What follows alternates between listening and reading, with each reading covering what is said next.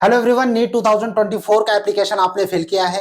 कुछ मिस्टेक अगर हो गई है, करेक्शन की जो विंडो है वो ओपन हो रही है। ऑफिशियल नोटिफिकेशन रिलीज कर दिया गया है एनटीए की ओर से। कौन कौन से पर्टिकुलर्स आप चेंज कर पाएंगे, डेट कब तक है, लास्ट चांस मिलता है, इसके बाद आप चेंजेस नहीं कर पाएंगे। क्या क्या चेंजेस कर सकते हैं, क्या डॉक्यूमेंट भी अपलोड कर पाएंगे या नहीं कर पाएंगे, कंप्लीट डिटेल एनटीए का जो लेटेस्ट नोटिफिकेशन आया है उसके बारे में इस छोटे से वीडियो में आप मेडिका विंग के साथ बने रहिए।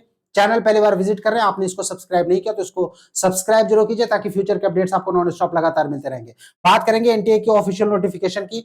जिस वेबसाइट से आप अप्लाई करते हैं एनटीए का फॉर्म नीट के लिए, एग्जाम के लिए, उसी में जो पब्लिक नोटिस है correction in particulars of the online application form of national eligibility cum entrance test 2024 regarding, इसके लिए नोटिफिकेशन रिलीज कर दिया गया। जब आप यहां पर क्लिक करते हैं तो उसके बाद जो नोटिफिकेशन डाउनलोड होकर आती है एनटीए की ओर से जिसको रिलीज किया गया है, वो नोटिफिकेशन अभी आप देख रहे हैं स्क्रीन पर, राइट। यहां पर बताया गया है कि जो करेक्शन है ये कब से कब तक ओपन होगा। तो डेट आप नोट कर लीजिए, नीट यूजी 2024 के लिए ड्यूरेशन फॉर करेक्शन 18 मार्च से 20 मार्च तक अवेलेबल रहेगा, 11:50 तक रात्रि के, राइट। यानी 20 मार्च के 11:50 तक अवेलेबल रहेगा। 18 मार्च की डेट आते ही शुरू हो जाएगी।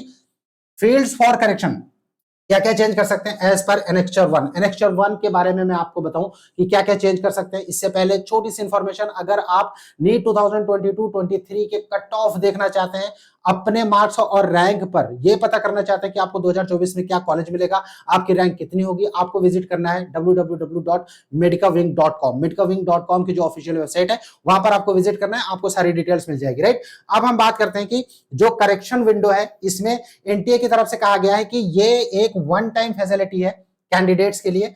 आपने जितनी मेहनत करी है, ठीक है, वो जो है बेकार ना हो, इसकी वजह से अगर आपने कोई भी मिस्टेक नीट के फॉर्म में कर दिया गया है तो इसकी वजह से अगर आपका कोई फॉर्म जो है रिजेक्ट ना हो तो फिर आपको एक चांस दिया जा रहा है कि आप करेक्शन विंडो का यूज करके आप अपने पर्टिकुलर्स को सही कर सके। तो इसमें क्या क्या चेंज कर सकते हैं, एनेक्चर 1 दिया गया है एनटीए की ओर से। और एनेक्चर 1 क्या कहता है, फील्ड्स, यानी कौन कौन से फील्ड्स आप चेंज कर सकते हैं।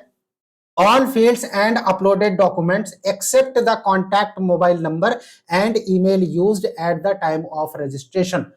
जितने भी कैंडिडेट ने रजिस्टर किया गया, इस फर्स्ट टाइम ऐसा हो रहा है नीट के इतिहास में कि आपने जो पर्टिकुलर फिल किया है, आपको कोई भी मतलब जो पर्टिकुलर है उसको चेंज करने का मौका एनटीए दे रही है। मतलब कि आपका सिर्फ मोबाइल नंबर और ईमेल आईडी जो आपने रजिस्ट्रेशन के लिए यूज किया है आप उसको नहीं चेंज कर सकते, बाकी आप कोई भी एंट्री आपने कर रखी है आप सब कुछ चेंज कर सकते हैं। नाम में मिस्टेक हो गई चेंज कर सकते हैं, स्कूल में एड्रेस में मिस्टेक हो गई चेंज कर सकते हैं, आपके परमानेंट और होम एड्रेस जो है वो आप मिस्टेक हो गया वो चेंज कर सकते हैं, सिटी ऑफ एग्जामिनेशन चेंज कर सकते हैं, नेशनैलिटी चेंज कर सकते हैं आप, राइट। इसके अलावा कैटेगरी आपने सेलेक्ट कर ली है बाय मिस्टेक, उसको चेंज कर सकते हैं। कैटेगरी के लिए मैं एक चीज आपको बता दूं कि इस बार एनटीए के एप्लीकेशन में ये चीज नहीं मांगी गई कि आपका कास्ट सर्टिफिकेट आप अपलोड करो, राइट। सिर्फ पीडब्ल्यूडी सर्टिफिकेट मांगा गया है। तो अगर आपसे कास्ट सर्टिफिकेट रिजर्व कैंडिडेट से नहीं मांगा गया, इसका मतलब ये हुआ कि आप अगर ईडब्ल्यूएस अभी फिल करते हैं, राइट, तो आपका नीट का रिजल्ट जो है ईडब्ल्यूएस में आएगा। आप ये सोच रहे हैं कि अगर मेरा ईडब्ल्यूएस नहीं बना उस समय, ओबीसी कैंडिडेट से सोच रहे हैं अगर मेरा ओबीसी का सर्टिफिकेट नहीं बना उस समय, तब क्या होगा, राइट। उस समय आप जनरल से पार्टिसिपेट कर पाएंगे क्योंकि एमसीसी आपको अलाउ करेगी कैटेगरी से जनरल में चेंज करने का, लेकिन जनरल से रिजर्व कैटेगरी में आप उस समय चेंज नहीं कर पाएंगे, इस बात का ध्यान रखिएगा, राइट। लेकिन कैटेगरी अगर आपकी रिजर्व है तो फिर आप जनरल में चेंज कर पाएंगे उस समय जब एमसीसी की ऑल इंडिया कोटा की काउंसलिंग होगी। स्टेट की जो काउंसलिंग होती है उसमें आप कैटेगरी चेंज कर सकते हैं, जनरल टू ओबीसी कर सकते हैं, जनरल से एससी एसटी भी कर सकते हैं, लेकिन जो ऑल इंडिया कोटा की काउंसलिंग होती है उसमें आपको कैटेगरी से जनरल में शिफ्ट कर सकते हैं, जनरल से दूसरी कैटेगरी में चेंज नहीं कर पाएंगे, राइट। सो अगर आपने बाय मिस्टेक कोई भी एंट्री गलत कर दी है तो फिर आप उसको सुधार सकते हैं। कुछ भी आपने इंटर किया है, जितने भी कॉलम थे सारे कॉलम एडिटेबल है सिवाय मोबाइल नंबर और ईमेल आईडी के। सो जो डेट्स है उस डेट का आप ध्यान रखिए क्योंकि ये जो एक्सटेंशन है इसका नहीं किया जाएगा, ये साफ साफ रेड मार्क में बता दिया गया है, राइट, और एनटीए की ओर से। सो जो ड्यूरेशन है 18 मार्च से 20 मार्च तक के बीच में होगा और एनेक्चर 1 जिसके हिसाब से मतलब चेंजेस होगा, तो इस डेट में आप कोई भी पर्टिकुलर चेंज कर सकते हैं।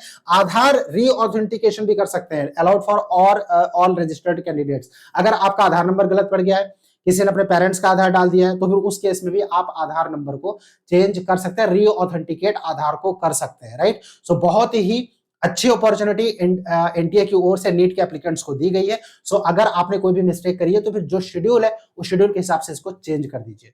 डाउनलोड कीजिए मेडकाविंग का ऐप, जो कि अवेलेबल है गूगल प्ले स्टोर पर। नीट 2024 में काउंसलिंग गाइडेंस के लिए आप गूगल फॉर्म फिल कर सकते हैं, जो कि अवेलेबल है वीडियो के डिस्क्रिप्शन में। कोई क्वेश्चन है, कुछ पूछना चाहते हैं, कमेंट बॉक्स में कमेंट कीजिए, या फिर स्क्रीन पर जो नंबर शो रहा है इस नंबर पर आप हमें व्हाट्सएप भी कर सकते हैं। Stay tuned with us. Thank you for watching Medcaving. Thanks a lot.